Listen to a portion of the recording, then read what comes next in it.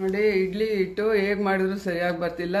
ಒಂದ್ಸರಿ ತೋರಿಸಿ ಅಂತಂದ್ರು, ಸಾಫ್ಟಾಗಿ ಬರುತ್ತೆ ಅಲ್ಲ. ಅದಕ್ಕೆ 3 ಲೋಟ ಸೇಲಂ ಅಕ್ಕಿ ಅಂತ ಬರುತ್ತೆ, ಕುಚ್ಚಲಕ್ಕಿ ಅಲ್ಲ, ಸ್ವಲ್ಪ ಗಿಡ್ಗಿಡ್ಡಿಗೆ ಬರುತ್ತೆ ಅದು. 1 ಲೋಟ ದೋಸೆ ಅಕ್ಕಿ, 1 ಲೋಟ ಉದ್ದಿನ ಗೋಲ ಹಾಕ್ತಾಯಿದ್ದೀನಿ ನಾನು. ನೋಡಿ ಯಾವ್ದು ಹಾಕ್ತಾಯಿದ್ದೀನೋ ಎಲ್ಲ ಅದರಲ್ಲೇ. 1 ಲೋಟ ಅವಲಕ್ಕಿ, ಇಷ್ಟನ್ನೂ 3-4 ಬಾರಿ ತೊಳ್ಕೊಬೇಕು. 1 ಇಡೀ ಸೊಬ್ಬಕ್ಕಿ ಹಾಕಿದ್ದೀನಿ. ಉಪ್ಪು ಹಾಕ್ಬಿಟ್ಟು ಚೆನ್ನಾಗಿ ಕಲಸಿಟ್ಬಿಡ್ಬೇಕು. ನೋಡಿ ಇದು ಇವಾಗ ಅಲ್ಲಿಗಿದೆ ಅಲ್ವಾ, ಮತ್ತು ಉಬ್ಕೊಂಡು ಬರುತ್ತೆ ನೋಡಿ ಎಷ್ಟು ಚೆನ್ನಾಗಿರುತ್ತೋ. ಇವಾಗ ಈ ಥರ ಆಗುತ್ತೆ. ಸ್ವಲ್ಪ ಇಟ್ಟು ಸೈಡಿಗೆ ತಗೊಂಡು ನಾವು ಇಟ್ಕೋಬೇಕು. ಇಡ್ಲಿ ಚೆನ್ನಾಗಿ ಉಬ್ಕಿರುತ್ತೆ, ಸೋಡಾನು ಹಾಕೋಷ್ಟಿಲ್ಲ. 6 ನಿಮಿಷ ಇಡ್ಲಿ ಆಗಿಬಿಡುತ್ತೆ. ನೋಡಿ ಎಷ್ಟು ಸಾಫ್ಟಾಗಿ ಬರುತ್ತೆ. ನೀವೇ ನೋಡಿ ಎಷ್ಟು ಚೆನ್ನಾಗಿ ಬರುತ್ತೆ. ಮಾಡ್ಕೊಂಡು ನೋಡಿ ಈ ಮೆಜರ್ಮೆಂಟಲ್ಲಿ ಯಾರು ಹೆಂಗೆ ಮಾಡಿದ್ರೂ ಚೆನ್ನಾಗಿ ಬರುತ್ತೆ. ಈ ಥರ ಸರ್ವ್ ಮಾಡಿ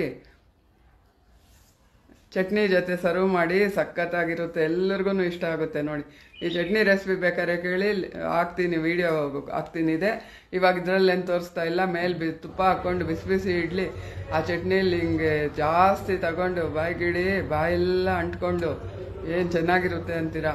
ನಿಮಗೆ ಗೊತ್ತಾಗುತ್ತೆ. ಎಂಜಾಯ್ ಮಾಡಿ ಮಾಡಿಕೊಂಡು. ಸೇಮ್ ಈ ಮೆಜರ್ಮೆಂಟಲ್ಲಿ ಹಾಕಿ ಯಾರು ಮಾಡಿದರೂ ಚೆನ್ನಾಗೇ ಬರುತ್ತೆ. ನಾನು ಸೋಡಾನೇ ಹಾಕಿಲ್ಲ. ನೋಡಿ ಎಷ್ಟು ಸಾಫ್ಟಾಗಿ ಬಂದಿದೆ.